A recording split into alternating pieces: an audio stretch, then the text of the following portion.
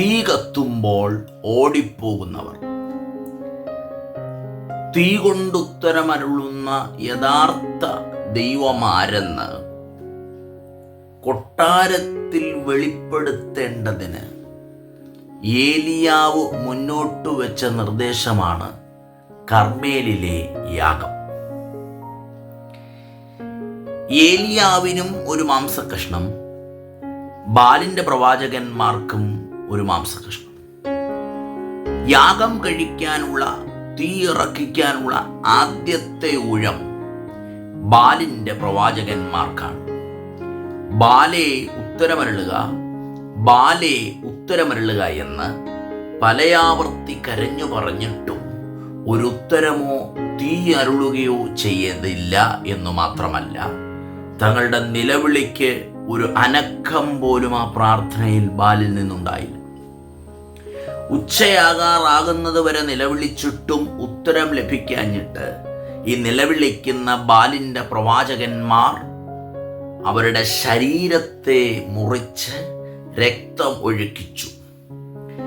സേവിക്കുന്ന, പൂജ ചെയ്യുന്ന, ആരാധിക്കുന്ന വ്യക്തികൾ ഒരു ഉത്തരത്തിനു വേണ്ടി സ്വന്തം ശരീരത്തെ പോലും ദണ്ഡിപ്പിക്കുന്നു എന്ന് കാണുമ്പോൾ അതുവരെ അനങ്ങാത്ത ദൈവം അപ്പോൾ ചലിക്കും എന്നുള്ള വളരെ ശൂന്യമായ ഒരു അറിവാണ് ഇവരെ ഈ വിധം ശരീരത്ത് മുറിവേൽപ്പിക്കാൻ പ്രേരിപ്പിച്ചത്.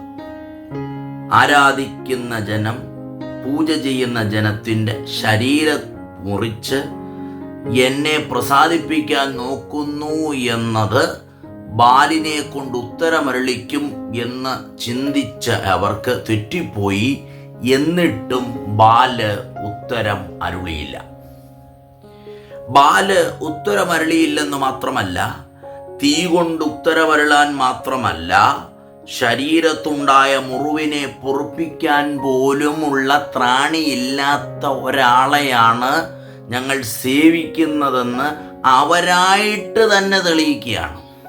ശേഷം ഏലിയാവിൻ്റെ ഊഴമെത്തി. ഇടിഞ്ഞുകിടന്ന യാഗപീഠത്തെ നന്നാക്കി, തോടുപോലെ ക്രമീകരണമുണ്ടാക്കി, വെള്ളമൊഴിച്ച് ആ വെള്ളത്തിൽ മാംസകഷ്ണം വെച്ച് ദൈവത്തോട് പ്രാർത്ഥിച്ചപ്പോൾ സ്വർഗത്തിൽ നിന്ന് തീ ഇറങ്ങി ആ മാംസകഷ്ണത്തെയും യാഗപീഠത്തെയും ദഹിപ്പിച്ച് ആ യാഗപീഠത്തിലെ നനഞ്ഞു കിടക്കുന്ന വെള്ളത്തെ പോലും വറ്റിച്ചു കളഞ്ഞു. അങ്ങനെ തീ ഇറക്കുന്നത് കണ്ടപ്പോൾ ബാലിന്റെ പ്രവാചകന്മാർ ഓടിപ്പോയി. ആദ്യം യാഗം കഴിച്ചത് അവരാണ്. പക്ഷേ അവരുടെ ദൈവം പ്രസാദിച്ചില്ല. തീ കൊണ്ട് ഉത്തരമരുളിയില്ല. അവർ യാഗത്തിൽ പരാജയപ്പെട്ടു. യാഗത്തിൽ പരാജയപ്പെട്ടപ്പോൾ ബാലിന്റെ പ്രവാചകന്മാർ ഓടിയില്ല. ഏലിയാവിൻ്റെ ഊഴം വന്നിട്ട് ഏലിയാവ് യാഗപീഠത്തെ നന്നാക്കിയപ്പോൾ അവരോടിയില്ല. യാഗപീഠത്തിൽ മാംസകഷ്ണം എടുത്തു വെച്ചപ്പോൾ അവരോടിയില്ല.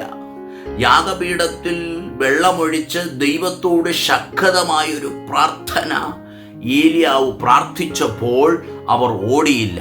പക്ഷെ തീ ഇറങ്ങി ആ യാഗവസ്തുവിനെയും യാഗപീഠത്തെയും ദഹിപ്പിച്ചപ്പോൾ അവർ ഓടി.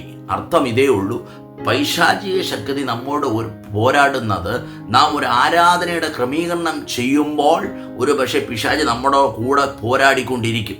ഒരു പക്ഷേ ഈ ആരാധനയ്ക്കുള്ള ക്രമീകരണങ്ങളിലേക്ക് മാംസകഷ്ണം എടുത്തു വയ്ക്കുമ്പോഴും പിശാചി നമ്മോട് പോരാടിക്കൊണ്ടിരിക്കും. ഒരു ശക്തമായ പ്രാർത്ഥന പ്രാർത്ഥിക്കുമ്പോഴും ആ പ്രാർത്ഥനയ്ക്കെതിരെ പൈശാചിക ശക്തി നിന്നിരിക്കും. പക്ഷേ ദൈവാത്മാവ് തീ ഇറക്കുന്നതുവരെ, ഒരു മറുപടി ഇറങ്ങുന്നതുവരെ, ദൈവത്തിൻ്റെ തീ ആ ആരാധനയിൽ വെളിപ്പെടുന്നത് വരെ മാത്രമേ ഒരു പൈശാചിക ശക്തിക്ക് അവിടെ പിടിച്ചു നിൽക്കാൻ കഴിയത്തുള്ളൂ. നമ്മുടെ യാഗത്തിൽ തീ ഇറങ്ങട്ടെ, ആരാധനയിൽ അഗ്നിനാവുകൾ പ്രകാശിതമാകട്ടെ, പിശാച് നമ്മെ വിട്ടോടിപ്പോകും. ഈ വചനങ്ങളാൽ ദൈവം നമ്മെ അനുഗ്രഹിക്കുമാറാകട്ടെ.